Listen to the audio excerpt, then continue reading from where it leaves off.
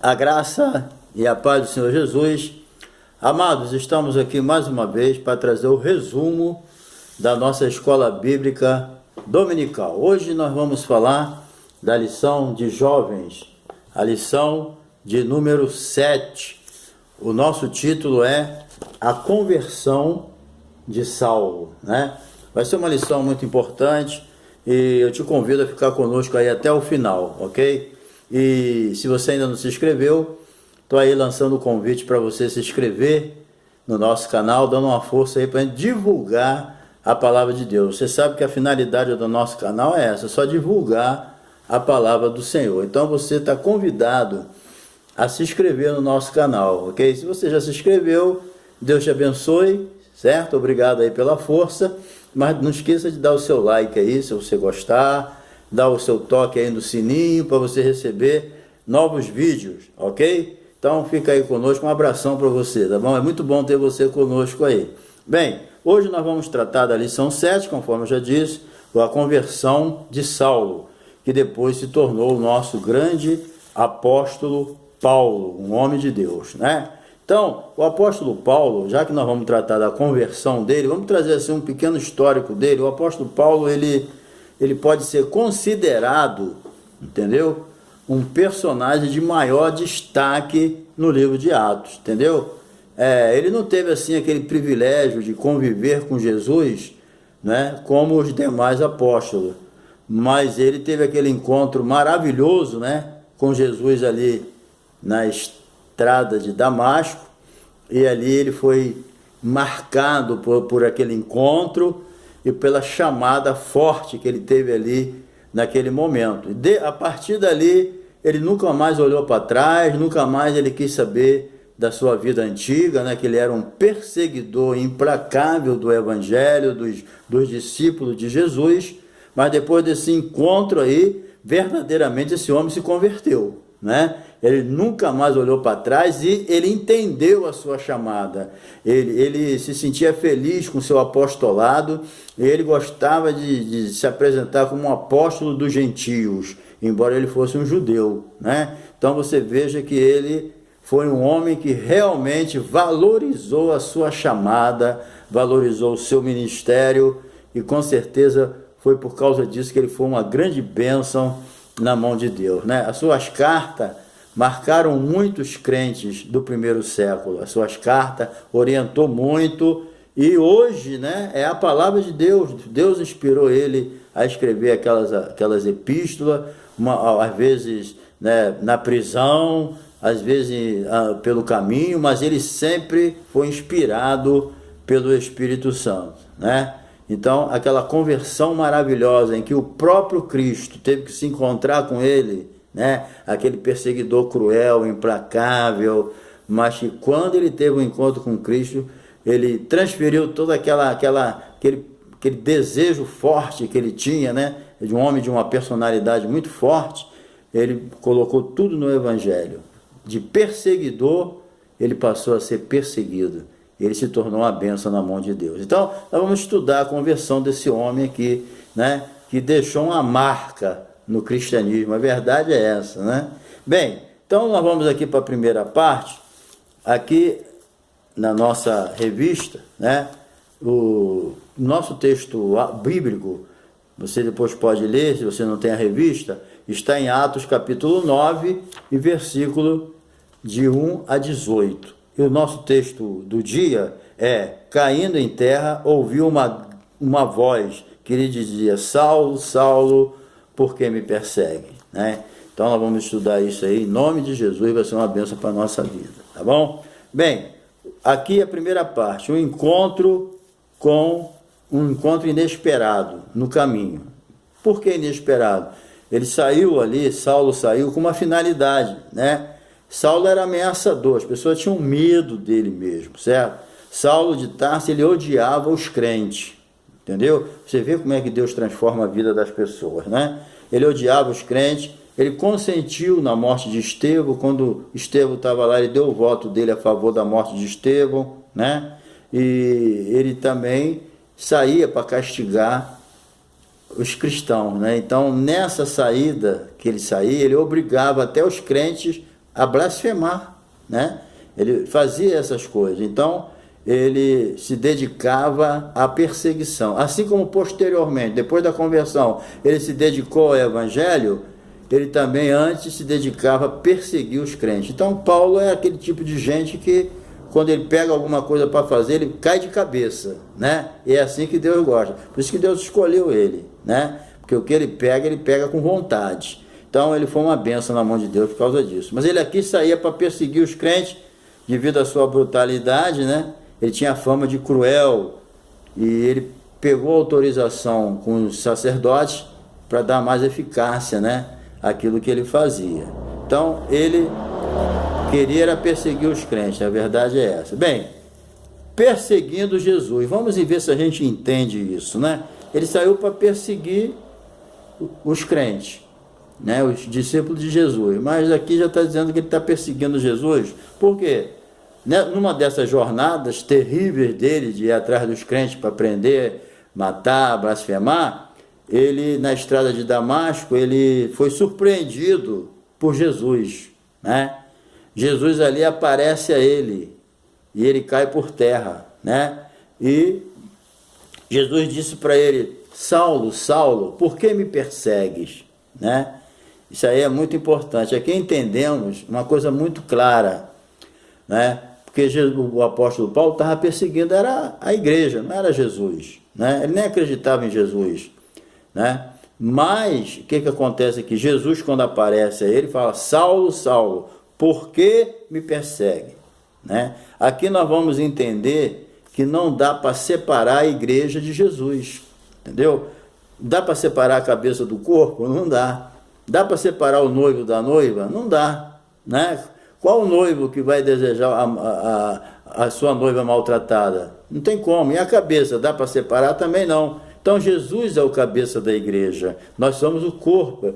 Isso é místico, né? Jesus é o cabeça, nós somos o corpo, não dá para separar. Jesus é o noivo, nós somos a noiva, a igreja é a noiva de Cristo.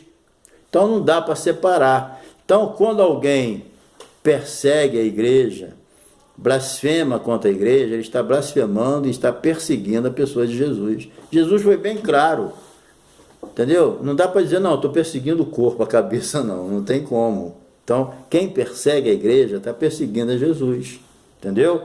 Então, isso aí é que precisamos entender. Não tem como você separar Jesus da igreja, é um corpo só com cabeça, acabou, entendeu? Então, isso mostra que devemos tratar a igreja com respeito, certo? E honra, por ser a noiva escolhida, purificada, protegida pelo Senhor. Então, as pessoas falam mal da igreja, entendeu? Fala cada uma da igreja, às vezes sem motivo, entendeu? E eles não sabem a prova que eles estão arrumando para eles, entendeu? Às vezes as pessoas falam, até amaldiçoam a igreja, eles não sabem o problema que estão arrumando é para eles, entendeu? Porque quem está apedrejando a igreja, perseguindo os fiéis, ele está perseguindo a Jesus. Está falando mal do fiel, aquele crente fiel, está falando mal de Jesus. Ele vai dar conta a Deus, entendeu? Então, a gente não deve falar mal de ninguém, a verdade é essa. O crente, a Bíblia deixa bem claro, ela não falei mal um dos outros. Nós não devemos falar mal de ninguém, principalmente da igreja, entendeu? Deus não chamou a gente para falar mal. A nossa palavra tem que ser, conforme diz a Bíblia, temperada com sal, que dê graça aos que ouvem. Nós devemos fugir desse negócio de falar mal. Se eu não posso falar bem, não falo mal também. Esse é o melhor jeito, certo? Então, vamos aqui à mudança de planos. Bem, Saulo, ele tinha um plano traçado, né? Levando carta do sumo sacerdote, pedindo permissão para prender alguns das seitas dos cristãos. Ele chamava a igreja de seita. Já está errado aí, né? Não tem nada de seita. É uma igreja poderosa, aquela igreja que Jesus falou: olha, as portas do inferno não prevalecerão contra a igreja. Entendeu? Então não é seita. Hoje muita gente tem uma ideia também errada da igreja, igual Saulo tinha. Entendeu? Tem a igreja como uma seita. A nossa igreja, entendeu? Fundamentada na pessoa de Jesus, ela não é uma seita, ela é o corpo de Cristo, entendeu? E as portas do inferno não vão prevalecer contra a igreja. Alguns crentes podem perder a guerra, mas a igreja vai permanecer, certo? Então, quando ele saiu para prender alguns dessa seita, entre aspas, né? Ele teve um encontro com Jesus. E esse encontro com Jesus, né? Aqueles planos malignos que Saulo tinha de prender os crentes, Deus desmanchou tudo, entendeu? A Bíblia diz que o Senhor, né? Quando ele caiu por terra, quando ele falou, Jesus falou, Saulo, Saulo, por que me persegue? Quando Saulo caiu por terra, já se converteu. Ele já falou, Senhor, que queres que eu faça? Jesus falou, vai, entra na cidade que lá te dirão o que você deve fazer. Ele já caiu chamando Jesus de Senhor. Esse Senhor aqui no grego é Kyrios, entendeu? Quer dizer, ele já caiu convertido, entendeu? Jesus muda tudo, cara. O cara pode ser o que for. Se ele tiver um encontro com Jesus, já era, entendeu? Não tem jeito. Ele se converte. Quando a pessoa se converte, os seus pensamentos mudam. Às vezes a gente luta com uma pessoa querendo que ele mude. Querido, não adianta brigar para ele mudar. Nós temos que fazer, sabe o quê? É levar ele a se converter. Entendeu? Aquilo que o apóstolo Pedro escreveu, né? Ele disse lá no sermão, lá no livro de Atos, arrependei-vos e convertei-vos para que sejam cancelados os vossos pecados e venham sobre vós tempo de refrigério. O que nós precisamos é cancelar os nossos pecados através do arrependimento e da conversão. Arrependimento é mudança de pensamento, conversão é mudança de atitude. É isso que faz mudar a nossa vida. E Paulo mudou seus planos. 360 graus, 180 graus, sabe por quê? Porque ele se converteu. Ele teve um encontro com Jesus. Então vale a pena a gente levar as pessoas a ter um encontro com Jesus. Porque quando ele se encontra com Jesus de verdade, tudo muda. Tudo muda. Ninguém precisou mandar o apóstolo Paulo mudar. A conversão já ensinou a ele. Bem, vamos para a segunda parte aqui. A visita de Ananias, né? Ananias era um homem piedoso. Ele morava ali em Damasco, né? Ele era um damasceno piedoso conforme a lei, né? Tendo bom testemunho de todos, entendeu? E quando Jesus falou com Ananias, ele responde imediatamente, eis-me aqui. Olha só a prontidão, é assim que Deus quer a gente. Deus quer crente, e quando Deus falar, pronto, entendeu? Não questiona, entendeu? Ananias era desse tipo, Senhor, eis-me aqui, pronto. Ananias, eis-me aqui. Prontidão para fazer a vontade de Deus, entendeu? Agora, tem um pequeno detalhe aqui, que não quer dizer que ele não queria, né, fazer. A gente precisa entender isso. Por exemplo, a desconfiança de Ananias, certo? Bem, isso aqui está na revista aqui, né? A desconfiança de Ananias. Agora, em que sentido? Veja bem, Ananias falou, eis-me aqui, né? Apesar da prontidão de Ananias, ele não evitou a desconfiança, ele desconfiou, né? Isso é em relação real à mudança de Saulo. Ele estava meio desconfiado, porque Ananias, ele conhecia bem a fama do apóstolo, depois apóstolo, do Saulo. Ele conhecia bem, ele sabia os males que esse homem fazia aos crentes. Então, quando Jesus falou, Ananias, tu vai ter que fazer uma visita agora. Ele falou, prontamente, Senhor. Mas quando Jesus falou, é Saulo, ele falou, epa, eu estou pronto aí para te obedecer, eu estou pronto aí para te fazer visita, mas Saulo não. Saulo, esse homem é terrível, esse homem é cruel. Eu não vou visitar esse homem. Porque ele estava desconfiado, entendeu? Então, a avaliação de Ananias era humana. Ele não sabia, como ele ia saber, né? Só Jesus que sabia. Ele não sabia que Saulo era um escolhido de Deus. Jesus falou depois para Ananias, Ananias, esse aí é um escolhido para levar o evangelho aos gentios, de longe, aos reis, e ele vai ver quanto ele deve padecer pelo meu nome. Mas Ananias não sabia disso, né? Então, Ananias, ele estava apenas sendo cauteloso. Era um homem de Deus, piedoso, né? Bem conhecido, né? Ananias, ele era uma pessoa que era respeitada como servo de Deus e um perseguido também. Saulo perseguia Ananias também. E Jesus estava pedindo um perseguido para visitar o perseguidor. É assim que Jesus faz, porque o perseguidor já estava convertido, né? Então Ananias, ele não estava fugindo da sua missão, daquilo que Jesus tinha chamado ele. Ele estava apenas cauteloso. Às vezes a nossa avaliação, né, conforme diz a revista, é humana, né? É igual aquele lance que tu fala assim: Jesus, eu estou aqui, me envia para qualquer lugar que tu quiser. Aí ele fala: vai para tal lugar, vai lá para o Irã. Ah, não, Senhor, eu vou para qualquer lugar, menos o Irã. Senhor, eu vou para qualquer continente, menos a Ásia. Ah, eu visito qualquer pessoa, mas aquele não. Então, às vezes, nós somos assim também, né? A nossa avaliação, ela é humana, mas quando Deus manda, ele está sabendo o que está fazendo. Quando ele mandou Ananias visitar Saulo, ele sabia que Saulo estava convertido, ele sabia que Saulo tinha sido escolhido por ele para ser um vaso, para levar o evangelho aonde ele quisesse, e realmente foi comprovado isso com a história de Paulo, né? Então, isso aí é uma coisa que a gente tem que entender. Às vezes Deus manda você visitar uma pessoa problemática, ajudar uma pessoa cheia de problemática, que é cheia de problema ainda passa. Pior quando a pessoa é problemática e Deus coloca ela para você cuidar. Aí ele fala: não, Senhor, cuide de qualquer pessoa, essa aí não, né? Então Ananias vai visitar uma pessoa. Ananias, tá bom, eis-me aqui, é Saulo. Não, Saulo não. Então às vezes acontece isso com a gente. Mas depois, quando Deus revelou a ele que Ananias era um vaso escolhido, que Saulo era um vaso escolhido, que Saulo ia ser um missionário, que Saulo ia, né, sofrer pelo evangelho, quando Jesus esclareceu essas coisas para Ananias, então a partir daquele momento ele entendeu muito claramente que não tinha problema nenhum, que ele poderia visitar Saulo, porque Saulo não ia fazer mais nada de mal com ele, né? Então ele foi tranquilamente, entendeu?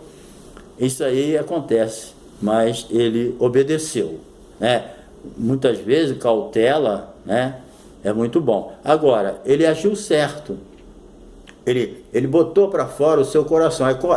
É a mesma coisa quando Deus falou para Samuel ungir outro rei no lugar de Saul. O que Samuel falou? Poxa, Senhor, eu não posso fazer isso, que né, Saul vai me matar. Aí Deus deu uma estratégia para Saul, para Samuel. Então nós temos que fazer isso, igual Samuel fez. Samuel abriu seu coração para Deus. Senhor, eu tenho medo, Saul pode me matar. Aí Deus dá uma solução, dá uma estratégia. Ananias falou a verdade. Poxa, eu sei o mal que esse homem anda fazendo, eu vou visitar ele, vou orar por ele. Aí Deus explica. Então, muitas vezes Deus manda a gente fazer alguma coisa e nós percebemos a dificuldade, em vez de falar essa dificuldade com Deus, a gente se cala e depois não vai fazer o que Deus mandou. Deus mandou Ananias visitar Saulo. Se Ananias não fala nada, fica quieto. Mas no coração ele pensa: o quê? Eu vou visitar Saulo? Nada, esse homem é mau, terrível. Ia ficar por aí, como é que fica? Mas ele não, ele chegou para Deus e abriu o seu coração. Jesus, eu conheço esse homem, eu sei a fama dele. Aí Jesus explicou a ele por que ele tinha que visitar. Então nós temos que fazer assim também, entendeu? Nós não entendemos, não podemos, a coisa é difícil, tem dificuldade, vamos falar para Deus e Deus vai mostrar a realidade da coisa, entendeu? Bem, parte 3 aqui, da segunda. O plano de Deus para Saulo. Saulo tinha um plano, certo? Mas Deus tinha outro. O que a Bíblia diz? O homem faz seus planos, mas a resposta certa vem da boca do Senhor. Nós fazemos os nossos planos. Saulo tinha um plano diabólico aqui. Qual era o plano dele? Destruir a igreja. O diabo tinha botado no coração de Saulo, porque o diabo já conhecia Saulo, sabia quem ele era, e quando ele abraçava uma causa, ele caía de cabeça. Então o diabo usava ele mesmo, porque sabia que ele tinha potencial para cumprir os propósitos malignos. Mas aí quando Deus entra no propósito, aí já desmancha toda a astúcia do diabo. Entendeu? Então o plano de Saulo foi desfeito. A partir daquele momento, Deus trocou, Deus mudou a vida dele, Deus inverteu. Como inverteu? De perseguidor, ele passou a ser perseguido.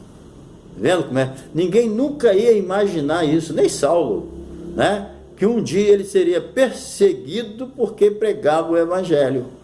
Entendeu? Por isso que Jesus falou, ele vai ver o quanto ele deve padecer pelo meu nome. Vocês sabem, né? Quando vocês estudam a vida de Paulo, a sua biografia, vocês vê quanto que Saulo sofreu pelo amor de Jesus, né? Então o perseguidor passou a ser perseguido, certo? Então ele, em vez de prender pessoas, com a pregação do evangelho, ele passou a libertar as pessoas, né? Mudou tudo, de perseguidor perseguido, de prendedor passou a ser libertador.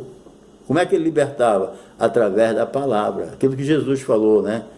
Conhecendo a verdade liberta. Ele levou essa verdade, né? O ministério dele era cristocêntrico. Não tem como alguém com ministério cristocêntrico não libertar as pessoas. Mas primeiro ele foi liberto, né?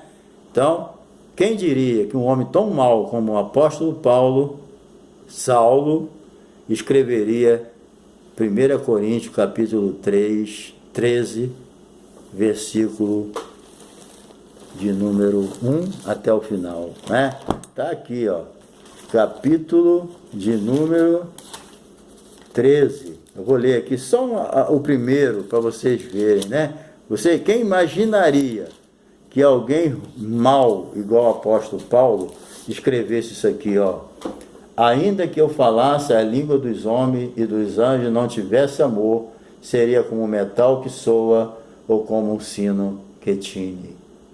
Ainda que eu tivesse o dom de profecia, conhecesse todos os mistérios, toda a ciência, e ainda que tivesse toda a fé de maneira tal que transportasse um monte e não tivesse amor, nada seria. Entendeu? Quem diria que Paulo ia escrever isso, né? Ainda que eu distribuísse toda a minha fortuna para o sustento dos pobres, ainda que eu entregasse o meu corpo para ser queimado e não tivesse amor, nada disso me aproveitaria. O amor é sofredor, o amor é benigno, o amor não é invejoso, o amor é caridoso, o amor não trata com leviandade, o amor não se ensoberbece, não se porta com indecência, não busca seus interesses, não se irrita, não suspeita mal, certo? Não folga com a injustiça, mas se alega com a verdade, tudo sofre, tudo crê, tudo espera, tudo suporta. O amor nunca falha, mas havendo profecia serão aniquiladas, havendo língua cessarão, havendo ciências desaparecerá, né? Porque em parte conhecemos e em parte profetizamos, mas quando vier o que é perfeito, então o que é em parte será aniquilado. Quando eu era menino, falava como menino, sentia como menino, discorria como menino, mas logo que cheguei a homem, acabei com as coisas de menino, né? Agora, vemos por espelho e enigma, mas então veremos face a face. Agora conheço em parte, mas então conhecerei como também sou conhecido. Agora, pois, permanecem a fé, a esperança e o amor. Esses três, o maior desta é o amor. Então, querido, quem diria que o apóstolo Paulo um dia ia escrever isso, né? Então, Jesus mudou os planos dele, mudou a pessoa dele, certo? E ele agora buscava só a vontade de Deus, entendeu? Então, quem tem uma missão específica tem que fazer igual o apóstolo Paulo, certo? Deus tem uma missão para todas as pessoas, e nós temos que buscar, conhecer essa vontade e se encaixar nela. É isso que Deus quer. Vamos aqui para a última parte, certo? Um novo tempo de Deus para Saulo, a acolhida de Ananias. Então, depois de Jesus ter convencido Ananias, né, que Saulo era um vaso escolhido para uma grande missão, né, Ananias foi até onde Saulo estava e impôs as mãos sobre ele e disse: irmão Saulo, o Jesus te apareceu lá, mandou que eu viesse aqui, né? Então, isso aí demonstra o quê? Que Ananias aceitou Saulo como crente. Ele chamou irmão Saulo. Ele já tinha Saulo como irmão, entendeu? Depois que Jesus convenceu ele que Saulo era convertido, ele já tratou Saulo de acordo com a informação que Jesus tinha dado a ele, entendeu? Então Ananias acolheu Saulo, impondo as mãos, orando para que ele recobrasse a visão e fosse cheio do Espírito Santo. Então Jesus deu todas as dicas como Ananias deveria agir, e Ananias agiu de acordo com o que Jesus ordenou. Ele foi lá, orou por Saulo, impôs as mãos, e Saulo foi cheio do Espírito Santo, e o que acontece? Depois se alimentou. Nós vamos ver agora, entendeu? Então, quando ele estava orando, abre-se os olhos dele, entendeu? Podemos ver que Saulo, ele foi liberto de uma cegueira física, né, temporária, e também da cegueira espiritual. A pior cegueira que o apóstolo Paulo tinha era a cegueira espiritual. Essa é a pior cegueira do ser humano, entendeu? É quando ele não enxerga as coisas de Deus. O que a Bíblia diz? O homem natural não compreende as coisas de Deus. E Paulo também escreveu que Satanás, o Deus desse século, ele cegou o entendimento dos incrédulos para que não resplandeça na vida das pessoas a glória de Deus. Então, é essa a obra do diabo, cegar as pessoas. Mas Jesus veio abrir os olhos, entendeu? Das pessoas, os olhos espirituais. E abre os olhos físicos também, como ele abriu de Saulo, né? Então, ambos foi milagre, tanto a cegueira espiritual como a física, foi um milagre de Deus. Porém, o segundo milagre espiritual foi maior que o primeiro. Por quê? Porque Saulo nasceu de novo. Depois ele escreveu em 2 Coríntios 5,17: se alguém está em Cristo, nova criatura é, as coisas velhas se passaram, tudo se fez novo. Paulo escreveu o que aconteceu com ele. Ele escreveu a sua própria experiência, porque ele percebeu que agora em Cristo ele era uma nova criatura, né? Então, Jesus também disse que uma alma vale mais do que o mundo todo. Do que adianta o homem ganhar o mundo inteiro e perder a sua alma? A alma vale mais do que o mundo, né? Então, os olhos do entendimento do apóstolo Paulo foi aberto e depois ele escreveu isso, né? Tudo que ele escreveu aqui ele passou. Número 3, para encerrar: fortalecido no físico e no espírito, certo? A vontade de Deus é nos capacitar para que sejamos usados para a propagação do Evangelho. Então, Deus quer sempre nos capacitar, certo? Além de perdoar os nossos pecados, Ele deseja também que nós tenhamos saúde física. Por quê? Porque o nosso corpo é o templo do Espírito Santo. Por isso que Ele disse para os seus apóstolos: ide por todo mundo, pregai o Evangelho a toda criatura, quem crê e for batizado será salvo, quem não crê já está condenado, e esses sinais seguirão aos que creem. Vão expulsar o demônio, mas também porão as mãos sobre os enfermos e os curarão. Deus tem interesse na nossa saúde física, porque o nosso corpo é o templo do Espírito Santo. Então, para a gente exercer, né, a nossa missão com eficácia, como Saulo, nós, depois dos olhos abertos, né, ele levantou e foi batizado, né, e depois se alimentou, entendeu? Isso é que é importante. Então, isso é um aviso para a gente. Precisamos cuidar do corpo, que é o templo do Espírito Santo. Está lá em 1 Coríntios 6,9, né? Na comunhão, os nossos irmãos encontramos força para o encorajamento e para a nossa missão. Por quê? Porque ali, junto com Ananias, Paulo já sentiu um outro clima, entendeu? Aqueles crentes que ele tinha como inimigo, que ele queria matar, ali ele convertido, junto com Ananias, ele sentiu um outro clima totalmente diferente. Ele sentiu um ambiente espiritual. Saulo nunca sentiu na vida o que é um ambiente espiritual. Ele não sabia o que era isso. Mas ali, pela primeira vez, quando ele foi cheio do Espírito Santo, e juntamente com Ananias ali, que orou por ele, ele já viu logo um milagre. Cego, quando Ananias orou, ele já passou a enxergar. Então ele já viu um milagre acontecer físico, né? Viu um milagre espiritual, certo? A sua conversão, e depois ele se alimentou e ele sentiu que é uma comunhão com um homem de Deus, né? Então, na comunhão, nós encontramos força. É muito importante a comunhão do crente com a igreja. Não viva aí, se Saulo ficasse isolado ali a vida toda, coitado, ele estava perdido. Mas Ananias foi lá, aí depois Barnabé, né, trouxe Paulo para a comunhão, ajudou muito Barnabé depois ao apóstolo Paulo. Então, amado, nós precisamos de ter comunhão também. Nós precisamos também da ajuda dos nossos irmãos. Nós precisamos estar junto na igreja, um com os outros, tá bom? Então, não foi só Saulo que precisou, não. Nós também precisamos muito de comunhão e estar junto um com os outros. Jovem, não se afaste da sua igreja.